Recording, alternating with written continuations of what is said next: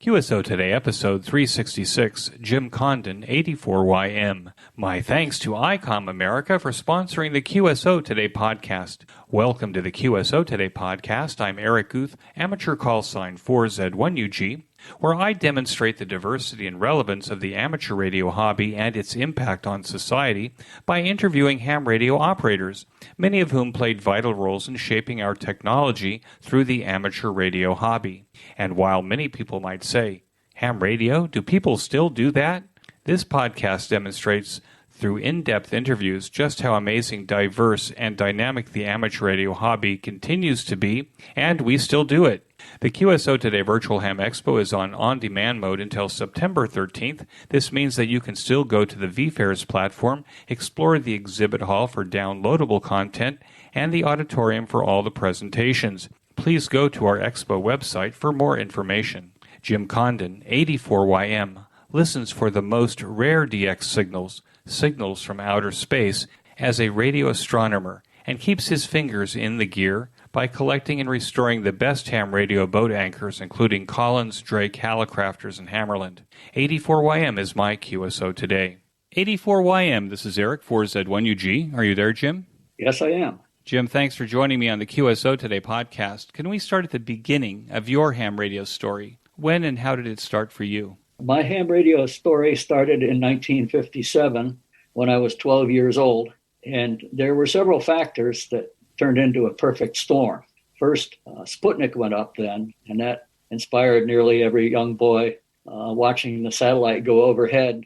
Whoever was interested in space thought this was great. The second factor was that my father moved to St. Joseph, Michigan, because he joined the Whirlpool Corporation. You might ask, what is St. Joseph, Michigan?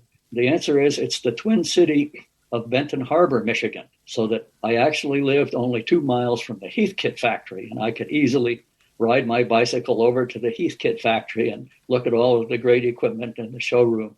And then finally, my 8th grade science teacher was a gung-ho ham. He was a guy named Ed Zick, W8 Papa Yankee Papa, who started an after-school ham radio class. Lots of the guys in 8th grade were interested in it, and he taught code, theory, construction techniques, everything you could think of, so that it produced a critical mass of young hams. Several of us immediately got our licenses and started helping each other. We were a de facto ham radio club, even though it wasn't organized in any way. We just got together and did ham radio. So this was in St. Joseph, Michigan, and this was middle school. Right, 8th grade. So I was 12 years old at the time, ripe for being recruited into ham radio. And what was your first call sign? My first call sign was KN8LHP. And of course, that was the novice license. That was the novice license. So I got my novice license, got on the air. My first rig, needless to say, was a Heathkit DX40 that I assembled myself. And my first receiver was a Hallicrafters S38E, which I can only describe as a disaster. Because back then, I was on 40 meters CW, which was something like 7.15 to 7.2 megahertz. And I think the receiver covered that entire band without having been retuned at all because it was so broad. And the biggest difficulty I had was completing QSOs before the QRM got me. I couldn't hear the guy I was working in. It was just wall-to-wall hams. Most of them were very young, actually, back in the day. Now, did you upgrade that receiver at some point? I did. I did that in 2 stages. First, I got a Hammarlund HQ110, and ultimately, by the time I was a senior in high school, I got a Hallicrafters SX101 that had the 50 kilohertz IF that actually gave me enough selectivity that I didn't have much trouble anymore. And what was the antenna on your novice rig? What was the novice antenna? It was a dipole. St. Joseph, Michigan is across Lake Michigan from Chicago, so that all of the TV stations we could hear were in Chicago. And that meant everybody in the neighborhood had to have a roughly 30-foot tower with a Yagi on it to get those TV stations. So that there was no problem about putting up antennas, and I connected one end of my dipole to the top of that tower and the other end to a pole on the other side of my yard that I built myself out of a pipe and a piece of wood. So it was only up about 30 feet. It wasn't the best DX antenna in the world, but it worked. the way I used to work DX, so to speak, back in the day when California was DX to me, was I would get up about 2 o'clock in the morning. Everybody else was gone then, so that the QRM went way down. But not everybody in California had gone to sleep yet, so I could actually work them. So you did that on 40 meters. Did you ever try 15 using the 40-meter antenna? I did, and sometimes that would work out and sometimes it wouldn't. Although, remember, we're talking now about, say, 1958 and 1959, when there was a really big sunspot cycle, and I should have been able to work a lot of people. Part of the problem, too, was that 15 meters corresponded to the IF frequency of a lot of nearby TVs, and so I didn't want to disrupt the neighbor's television reception. Now, as a group of boys that got their licenses at the same time, was that an important part of your ham radio teenage years, having that group of friends who were also in ham radio? It was. I think if I had been all by myself, I wouldn't have gotten very far.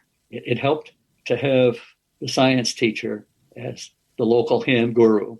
And he had been a ham for decades, what you could only describe as gung-ho. His rig was a Collins KWS-1 75A4 combination, which probably cost him 6 months' teacher's salary. That's how gung-ho he was. But having the friends of the same age was very helpful. My best friend actually became a ham as well, and his brother was an engineer at Electro Voice nearby and was a ham too, so that we got plenty of advice and could help each other out.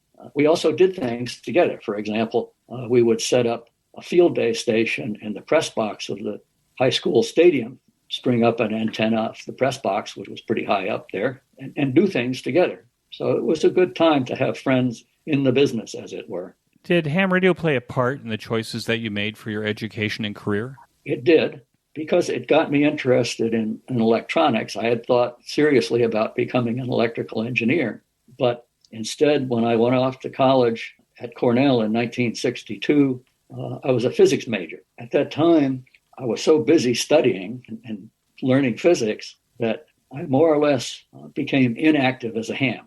I think that's common too, that people, when they're in high school, get going as a ham, but when real life hits, then they lapse for a while. I certainly can relate to that. So what happened? Did you get a BS in physics from Cornell?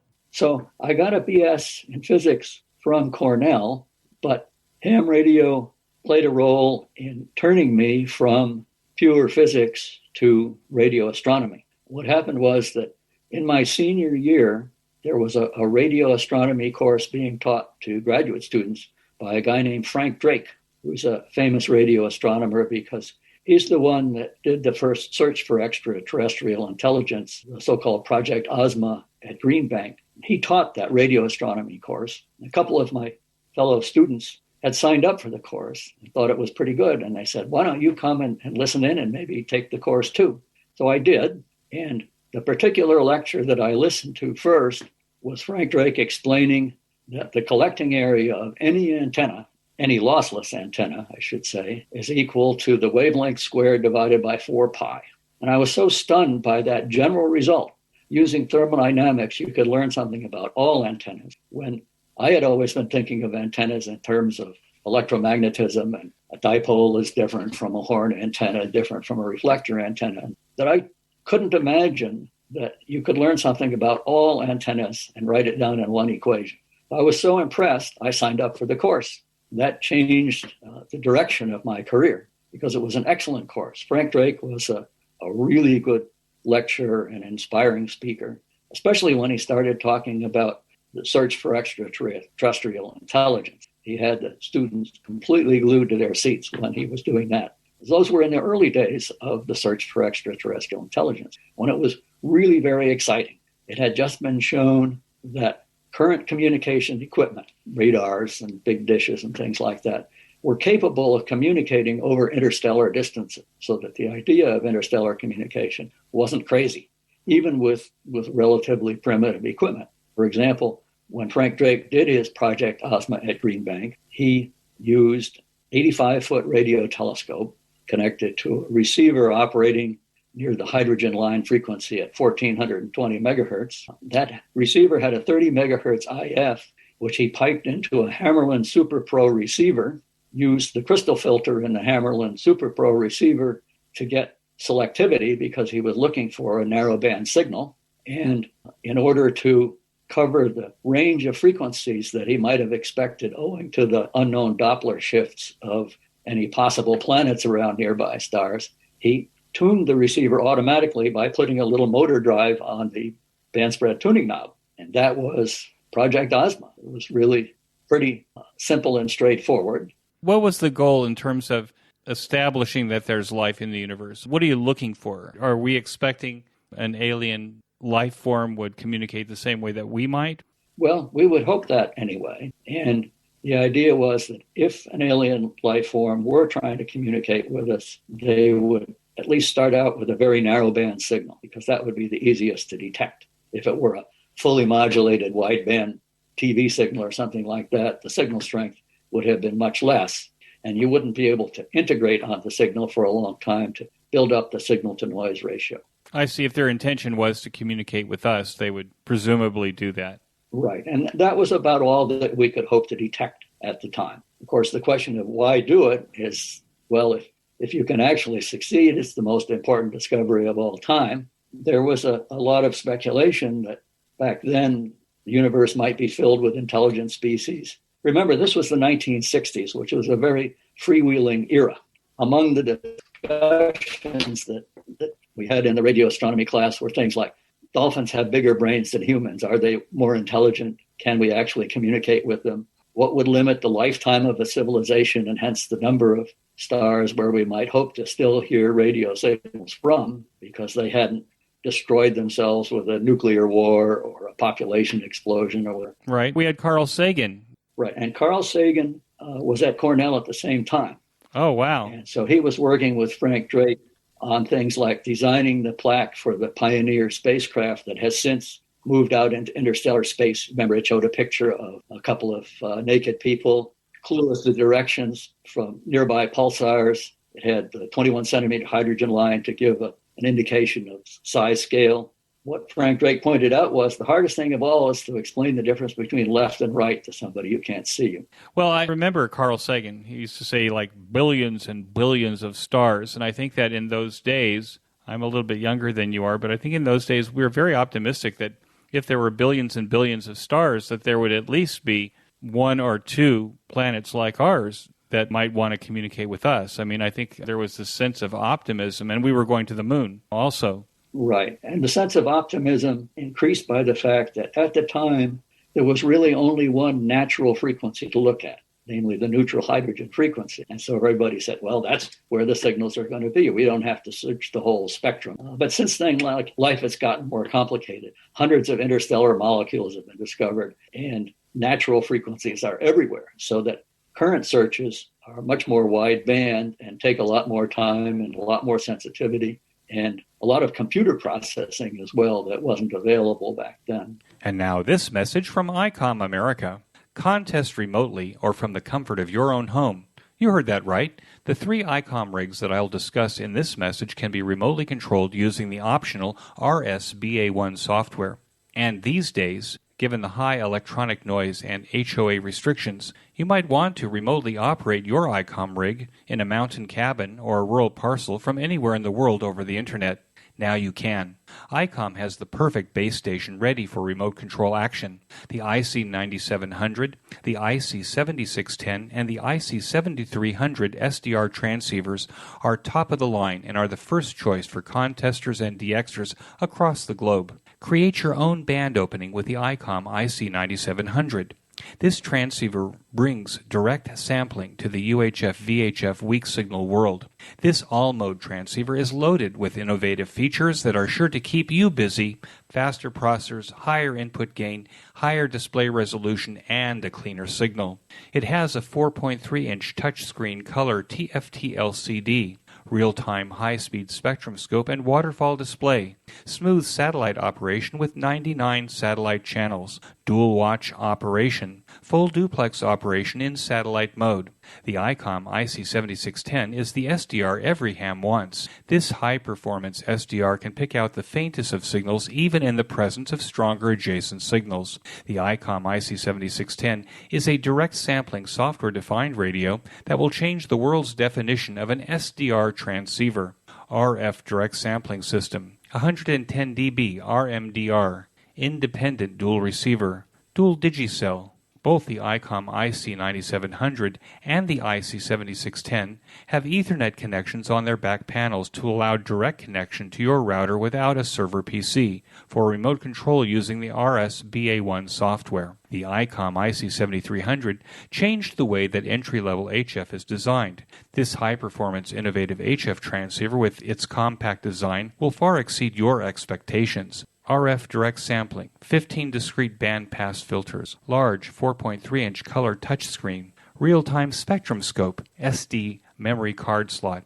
Remote control can be made using a small computer or Raspberry Pi using the RSBA1 remote control software. This is amazing. So even if you live in an HOA or in the center of the city, where ham radio operation may not be ideal, ICOM has a remote base station solution with just the right rig to fit your requirements and budget. Please, when you visit your favorite dealer to purchase your ICOM rig, be sure to tell that dealer that you heard about it here on QSO Today. And now, back to our QSO. Before the Voyager, how did we know that radio signals were interstellar capable?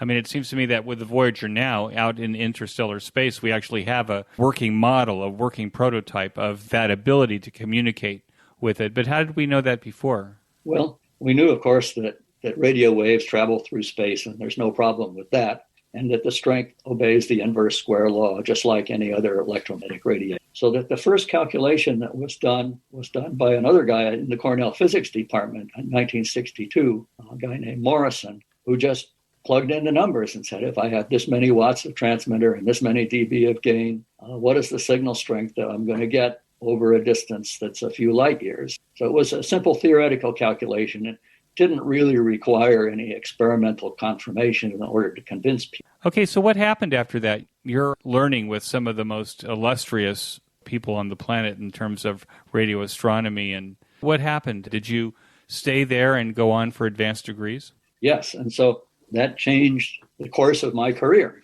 If it hadn't been for that radio astronomy course, I'd probably be some rich guy in Silicon Valley now working for Intel, designing solid-state circuits. But instead, what I did is I stayed on at Cornell in the astronomy department to become a radio astronomy student. Back in the day, there was another factor, and that is Arecibo telescope had just been built by Cornell. Okay, so Arecibo was designed by an electrical engineer at Cornell in 1962 for the purpose of doing ionospheric research. And its original name was the Arecibo Ionospheric Observatory, and it was funded by the Air Force. And the guy who came up with this idea decided from a calculation that in order to study the ionosphere by radar, he needed a 1,000-foot dish because he actually wanted to bounce radio signals off individual electrons in the ionosphere. Now, it turns out that in order to get a 1,000-foot dish, of course, it has to be fixed. You can't build a steerable parabola. So they built this big sphere in the ground.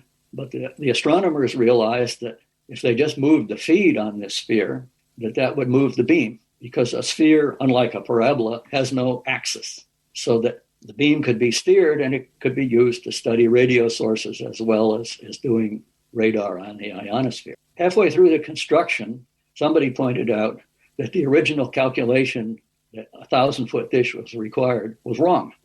It turns out that the so-called free electrons in the ionosphere aren't really free. They're always being held in place and held down, as it were, by the ions or protons that are much more massive, so that the speeds of these electrons are much lower than had been originally calculated.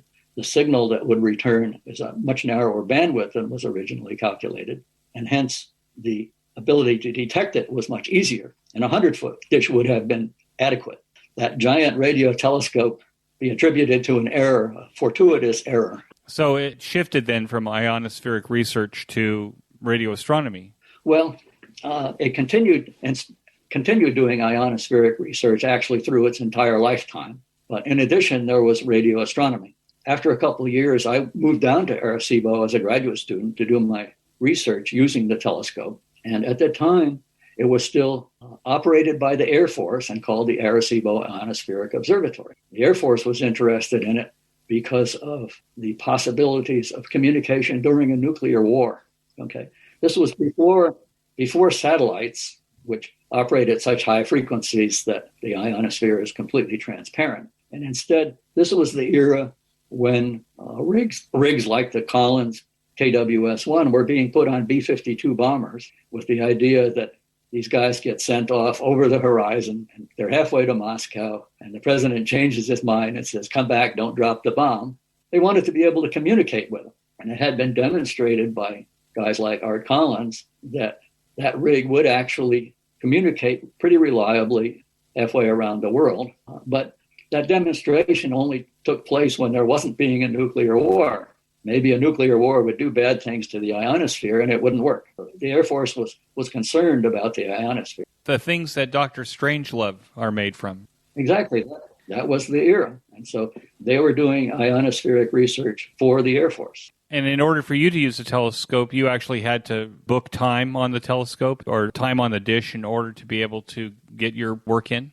Yes, and that wasn't too hard to do because the ionospheric radar was this big, massive transmitter, hundreds of kilowatts, difficult to keep running and expensive to run. And so they couldn't operate it all the time, and there was plenty of time left over for passive radio astronomers to do their things. How many radio astronomers were in Arecibo at the time that you were there? Did this become kind of a mecca for radio astronomers at that period of time because of the unusual nature of the Arecibo dish? It did and it didn't. It's true that it was a unique dish.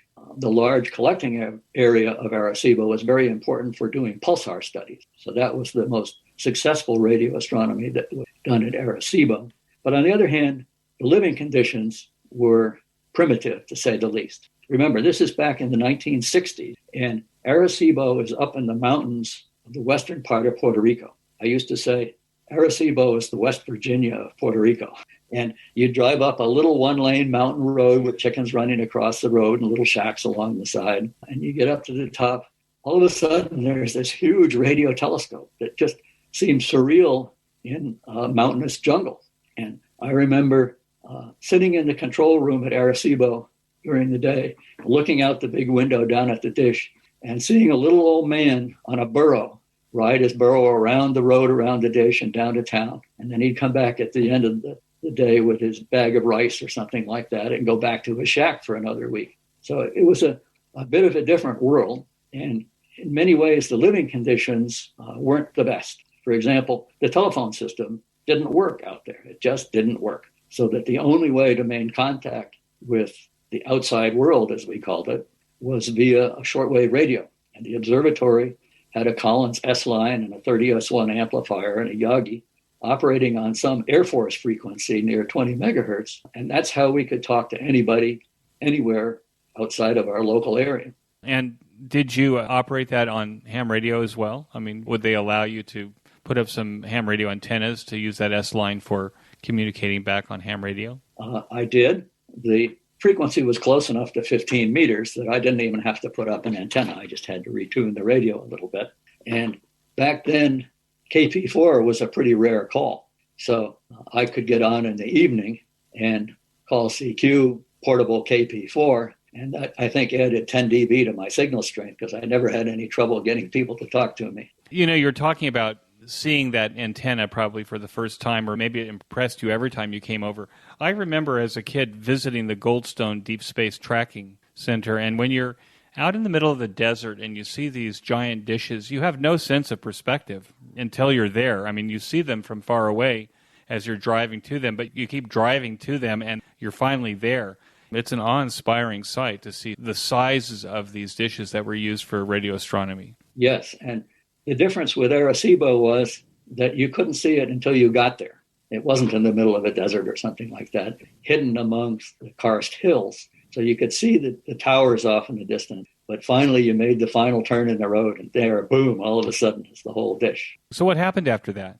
Well, so after that, I went to the National Radio Astronomy Observatory. When I finished up my PhD, I became a postdoc there in 1972.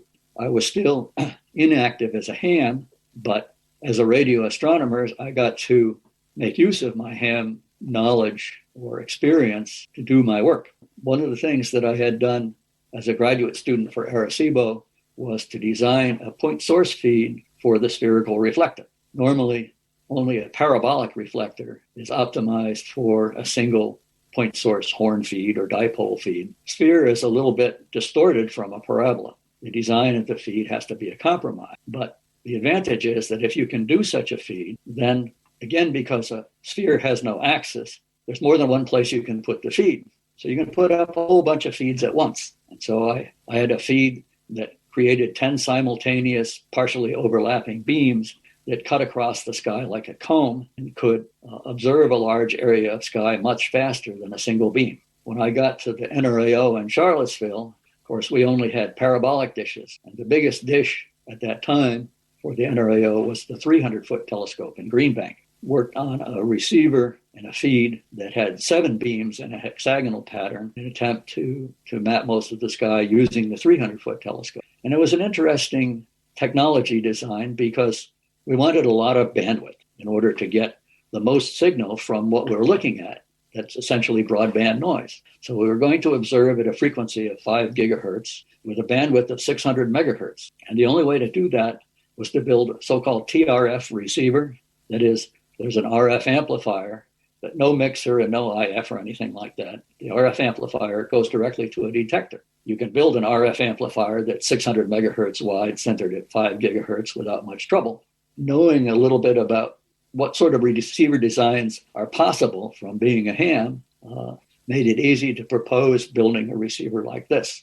Can I go back to Arecibo for just a second? Maybe you touched on it and I didn't catch it. Was the reason that they went with the spherical design is because you could move the feeds around in order to steer the dish without steering the dish? Or was there some other practical consideration in not making that a parabola? The only consideration was being able to steer it. It would have been just as easy to build a parabola if you didn't mind only looking straight up. So moving the feed around the parabola would not have changed the angle of incidence and reflection? It would have changed the angle of incidence and reflection, but the beam would have degraded so rapidly off axis, moving it wouldn't have done any good. So the spherical design lent a lot of flexibility to the Arecibo dish. Right. It allowed it to be steered by a significant number of beam widths away from straight up. And did you find, I'm curious, that in the early radio astronomy business, that you actually had to construct a lot of the equipment yourself in order to have the right stuff? Or were there commercial providers or military hardware providers that could provide equipment for budding radio astronomers? You had to do it yourself. Either the scientist, the radio astronomer did it, or the electronics department of guys that knew more about electronics did it. But back then, the frequencies were generally low enough, the parts were big enough that you could see them yourself, that radio astronomers could do a lot of their own construction. And of course, that's completely impractical now as frequencies have gotten higher and the technology has greatly improved. But I built receivers and detectors and things like that for my observations at Arecibo. In the early days, amplifiers were tube-type amplifiers. You weren't solid-state yet. Well, they were solid state, but it was primitive solid state, certainly compared with modern solid state. We have electronics labs at the NRAO, and guys are hunched over microscopes and moving invisibly small parts with mechanically controlled arms. It's just impossible for a ham to do. Now, it's my understanding that if you were building RF amplifiers for receivers or for your experiments, that if you were using bipolar solid state, wasn't bipolar solid state noisy? And would you have to do something special, like super cool it or something like that to bring the internal noise down in order to make it a nice, clean receiver? Right. The early transistors were quite noisy, and most of them were cooled to liquid hydrogen temperatures of about 20 degrees above absolute zero. In order to bring that noise down. And then we had with the advent of MOS devices, and that helped in terms of reducing the noise. That's true, although the low noise receivers used by radio astronomers are still cooled down to those very low temperatures in order to get the best possible performance. And they're designed essentially for radio astronomy. That is, radio astronomers have built receivers that have such low noise temperatures that they're not of interest to most other users. Somebody up, say, building a receiver for a satellite that's going to be looking at the surface of the Earth knows that they're going to get 300 kelvins of noise temperature signal just from the Earth itself. But radio astronomers are looking the other way where space is cold, like 3 Kelvin. So that they're the only ones that really care about making super low noise receivers.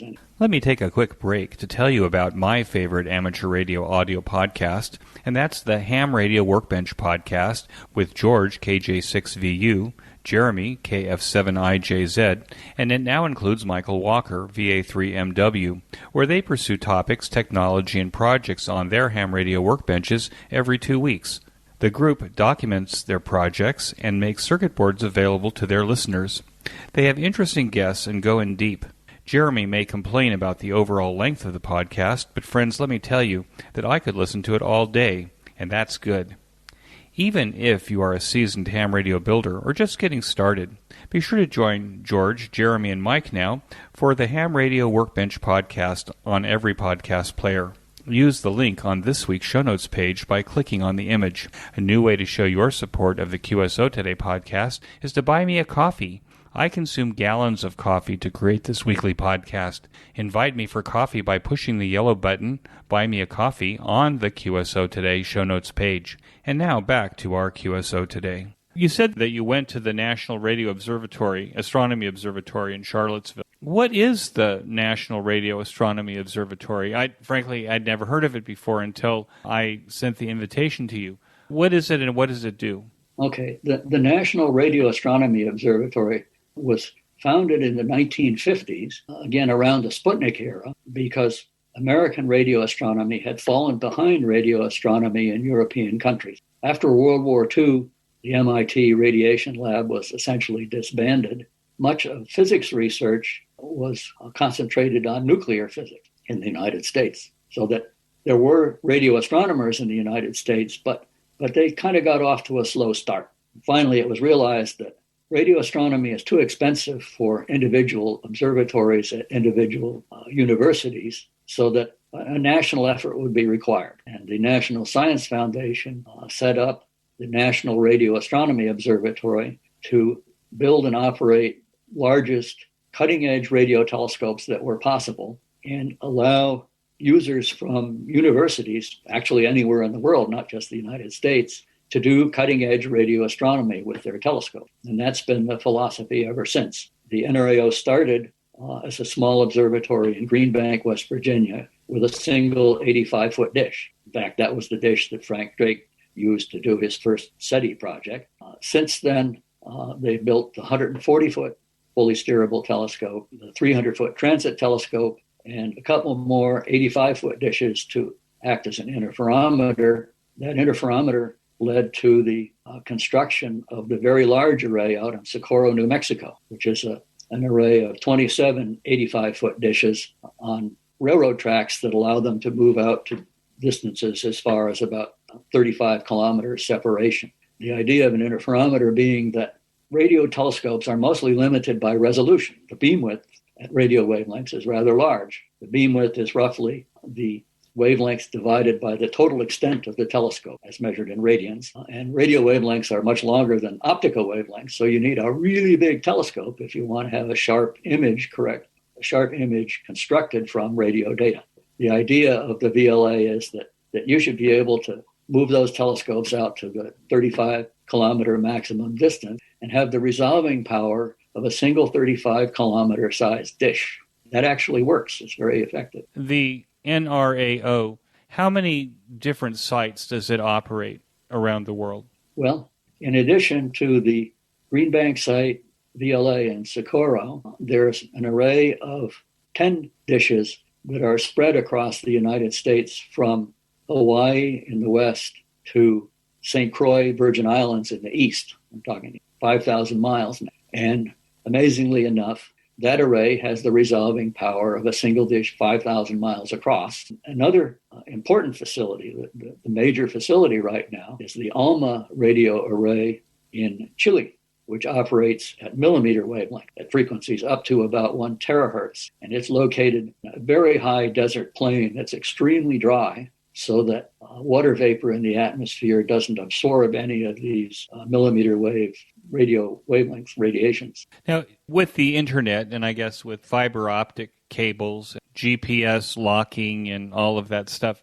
Are you able to sum all these dishes together in order to make the bigger telescope? Is that what you were just saying? Or is there a way to now kind of make a big pool of telescopes pointing to the sky?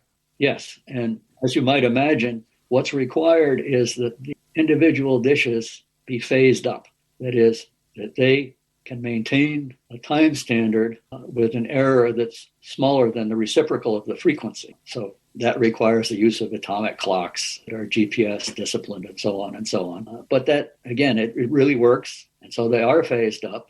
A recent triumph of that sort of system is a telescope array of dishes from, say, ALMA in the south up to European telescopes in the north and the very long baseline array in North America that operating at millimeter wavelengths have been able to resolve the black hole in the galaxy Virgo A or M87. The resolving power of radio telescopes is actually now much greater than the resolving power of the Hubble Space Telescope because they're so big, even though the wavelengths are much longer than the visible waves that Hubble sees. What are the opportunities for amateur radio operators to begin to engage in radio astronomy? Well, a lot of the projects are projects that are interesting to the amateur radio operator, but probably don't contribute significantly to overall radio astronomy. It's difficult to get enough sensitivity or resolution to do something different. It's easy enough to make a dipole at about 15 meters wavelength that will pick up emission from Jupiter. It's fairly easy to detect radiation from our galaxy and so on. But beyond that, you really need low noise receivers, very large collecting areas, and interferometers that are phased up over long baselines. So that I should think that the opportunities for amateur radio astronomers to make a scientific contribution would come more along the lines of the time domain. Real radio telescopes operated by professionals generally are looking in only one direction at one time, and most of the sky is not being observed at all. If, for example, there were a sudden bright radio flash from a nearby radio supernova in our galaxy, it probably wouldn't get caught, except by somebody who has a modest radio telescope that scan the whole sky every night, pick up something right away. Are there special skill sets that these hams should have in order to begin maybe putting together their first amateur radio satellite array or amateur radio astronomy array? Probably the special skill set that would be most needed is understanding interferometry, how to take the signal from two separate dishes and multiply them together in a way that gives you a sinusoidal output proportional to the strength of the signal from the sky, and which cancels most of the noise from the receivers. The signals that you're looking for are actually much weaker than the noise in the receivers, and so any drifts in the gain or any sources of interference become really fatal unless they're canceled by a multiplying interferometer. A multiplying interferometer differs from an adding interferometer in that it sees only signals that are common to both dishes and not the sum of the signals that each dish detects by itself. And that gets rid of all sorts of troubles. So that ham radio astronomer who wants to get into radio astronomy should try to understand how multiplying interferometers work. For those hams that are listening that might have an interest in radio astronomy, that's a good place to start. We're talking on Zoom, and so I'm looking at you right now with your Zoom camera on, and you have an amazing background behind you of restored boat anchors. But they're not just restored, they're actually, from what I can see, they're beautifully restored boat anchors. Could you talk a little bit about what you're doing now in the hobby and how you come to have all of the boat anchors that you have behind you? When I say boat anchors, I'm not saying that this is like rusty stuff that is dripping with salt water. It, in fact, is some of the nicest old gear that I've seen in a long time. Can you talk a little bit about that? Well, boat anchors is why I got back into ham radio, actually. For many years, I just was off the air and wasn't doing ham radio, even though ham radio was influencing my work. But about 30 years ago, my wife and I were visiting the Henry Ford Museum near Detroit. In the front, it has famous old cars and airplanes and things like that. But in the back, there was actually a small temporary exhibit showing old-time shortwave radios. You could see a radio that I think was a Hammarlund Super Pro. and it stuck in my mind. It reminded me of my ham radio days, and I couldn't shake it. So I thought, well, just for the heck of it, I will buy a radio and see what it's like. So I bought a used Collins 75S3B receiver that to me looked like a jewel compared with, say, my old SX101. Just a tiny little radio, but it really worked well. And I would use it to listen to the W1AW code practice on 40 meters, build up my code again, because back then the extra class requirement was still 20 words per minute of code, and I had lost that ability after 30 years of inactivity. So finally, I decided to go get my license. I went down to the local volunteer examiners, took all of the licenses at once, and got my extra class license. I bought a Collins S-line and put up a multiband offset center fed dipole and started operating. And I greatly enjoyed the equipment as an example of industrial design, an interesting challenge because, of course, it didn't all work perfectly. But just like a Heathkit, it had parts big enough that I could actually work on them and restore the radios. And so I started thinking of all of the radios that interested me from my early ham days and gradually picked them up, which wasn't so hard to do in the 1990s because they were old, but they weren't that old. Okay? So I ended up with a large number of radios, most of which are remarkably cheap when you think of how expensive radios were back in the day. And I like to use them. It's interesting to take the handicap of an old radio, poor sensitivity or its poor selectivity or frequency stability, anything that is poor about it, and use it as a challenge, much like QRP operators use their low power as a challenge. Gradually built up a complete station of these. In fact, if you go to qrz.com and look up Alpha Delta 4 Yankee Mike, which is my current call, there's a web page there that shows most of those radios, at least at the time when I made the web page. There's some new ones since then. And one of the things I actually like to do is to use my fairly high power Collins station to work guys in Europe who have a lot of trouble getting out to the United States. You know, there's some poor guy in Paris, a 50-watt rig and a little wire antenna drooped over the balcony of his apartment in Paris, who is overjoyed, actually, to be able to work somebody from Virginia. I'm looking at those pictures, and they're obviously the same pictures of the equipment that I'm seeing right now behind you. All of this equipment is working. How do you switch between the outside antenna and all of the radios that you have? Do you actually have some kind of a switching system that you've improvised or created to allow you to move to an operating position and get it on the air? Right. So I have several coax switches in sort of an array where I can put any antenna onto any rig. And what is your favorite operating mode when you're operating these rigs? CW. Also, although I do see the lollipop microphone behind you. Right. So I can also get on AM and sideband. But again, most of the time, I like being on CW. And why is that? It sounds to me like CW, was that your favorite mode as an early operator? It was my only mode, really. When you think back to the 1950s, if you didn't have a lot of money and couldn't afford a Collins, your choices were pretty much CW or AM. And AM was a disaster because there were so many hams jammed into, say, 40 meters or 20 meters or 80 meters operating CW that it was just wall-to-wall heterodyne. I actually am discovering CW myself, and I'm deciding that there's a huge amount of spectrum that's actually pretty quiet in the CW portion of the band. There's a lot of elbow room compared to going up the band and listening in the single sideband area. I think I got that there. Do you find when you operate CW, do you find that it's relaxing for you, that it's something different than maybe what you do normally during the day? Right. So it, for me, is a relaxing hobby. That's the justification for it. I'm not into a strenuous contest operating or something like that. I just like to get on the air and talk to whoever wants to talk to me on CW. Do you contest on CW at all? Do you do any way to push your speed up, or do you just like to casually rag chew at 20 words a minute or something like that?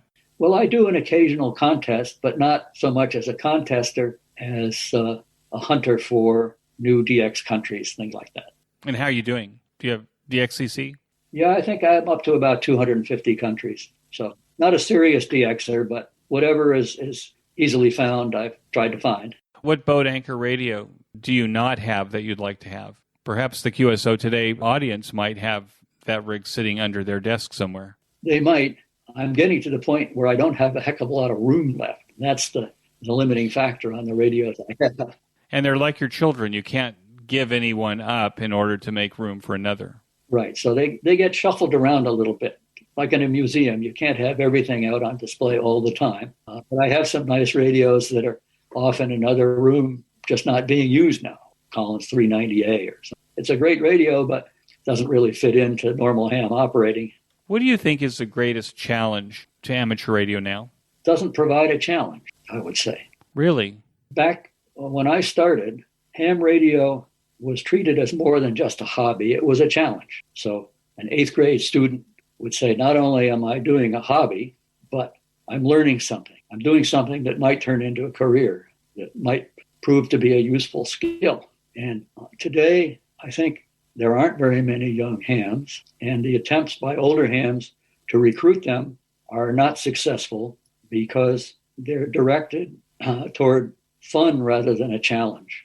Ham radio is supposed to be fun. Come become a ham and you can have fun too. That really isn't enough for somebody to get serious about ham radio.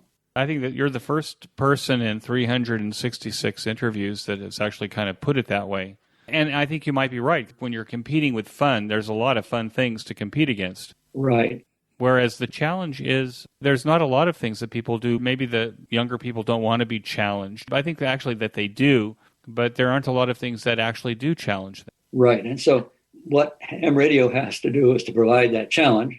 And it's difficult. You can think of other hobbies from back then that have gone away the same way. For example, in addition to ham radio, when I was in high school, I built a number of Heathkit hi-fi amplifiers and the like, because that was an interesting challenge to build up a good hi-fi. But Heath, of course, has completely gone out of the business now because they can no longer build kits that are state-of-the-art amplifiers. There's a number of companies on the internet that sell Macintosh-like tube-type audio amplifiers for the purist, that might want to make sure that they hear the triangle, the upper frequencies of the triangle in orchestra. I'm just curious, Jim, based on what you're saying, what challenge could we offer young people from ham radio that actually might hook them? Have you thought about this in terms of what that challenge might be? Well, I have, but again, it's sort of discouraging. Another example of something that used to be a challenge was that you could work on a car engine. And now, with all of the electronics in it, even your average shade tree mechanic has to take his car to the dealer in order to get that black box fixed. So what is needed is something that isn't just a quirk or an oddity like vacuum tube amplifiers are. Nobody can call that state of the art. The people who buy them because they're prestige items that cost $10,000 and look like jewels, rather than because they sound any better than a much cheaper solid state amplifier. So I think in order to provide a real challenge, an honest challenge, it would be necessary to do something like have a ham radio club that seriously got into constructing a multiplying interferometer that could look for time-varying signals in the sky. I was hoping that you would actually go in that direction, because it seems to me that if radio astronomy is to continue and equipment, as you say, is mostly homebrew, that you're going to need a younger generation of radio astronomers that have the same expertise that you have in terms of being able to continue on in the radio astronomy profession or even hobby. Is that right? Or are there now retail places where you can buy hydrogen-cooled low-noise amplifiers? Well, you can get pretty good amplifiers now, even for, say, satellite dishes, even if they aren't cooled. They're fairly sensitive, so that the parts that you have to build are the system rather than the individual components. It doesn't make much sense for you to build your own 5 gigahertz amplifier starting from a transistor, but you could buy a 5 gigahertz amplifier as part of a satellite dish and tear it out of the satellite dish and put it into a much bigger dish that you built yourself, and then buy components that are needed from various surplus sources. You can buy a good atomic clock, for example, high time accuracy, for not too much money. Yeah, I guess that's true. There's a radio telescope array out near Perth, out in the desert, that looks like a lot of chain link fence laying on the desert floor with some kind of feeds in them. I'm sure that you're familiar with that radio telescope out there. And is that something that's more reachable to hams that might want to explore radio astronomy? What you're talking about is an array of dipoles over a ground screen. And the dipoles are acting as elements of an interferometer so that they're phased up as well. The main use of such a system is at long wavelengths. Again, the average collecting area of an antenna is proportional to the square of the wavelength.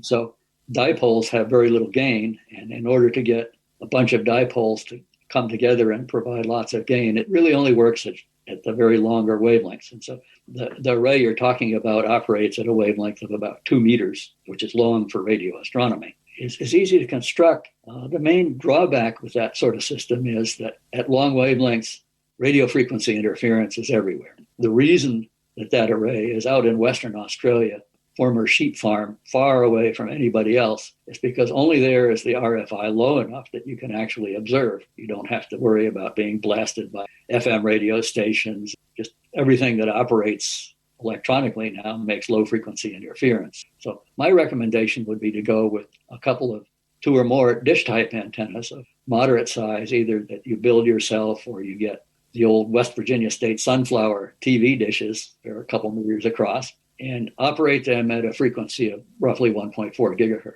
You know, one of the questions I haven't asked you, and it seems to me that it's sitting here out in the open, radio astronomy has been going, I think, since the 50s to the present. Have we heard any signals from outer space that would suggest to us that we're not alone? No, so that all searches so far have not been successful in finding extraterrestrial intelligence. Wow. And I think a lot of people were surprised at first, but on reflection, it's a big job.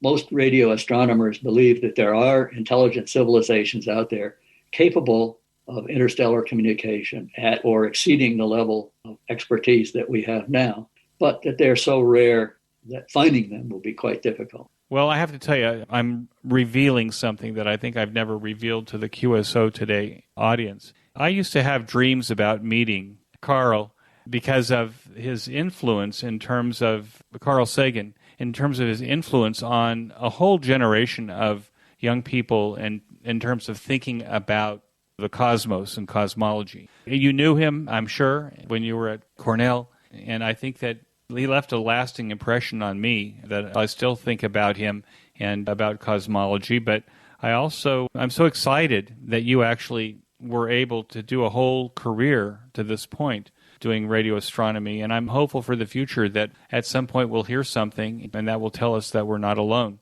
Let me ask you, do you have any advice that you would give to new or returning hams to the hobby now that you found your way back and have such wonderful rigs behind you?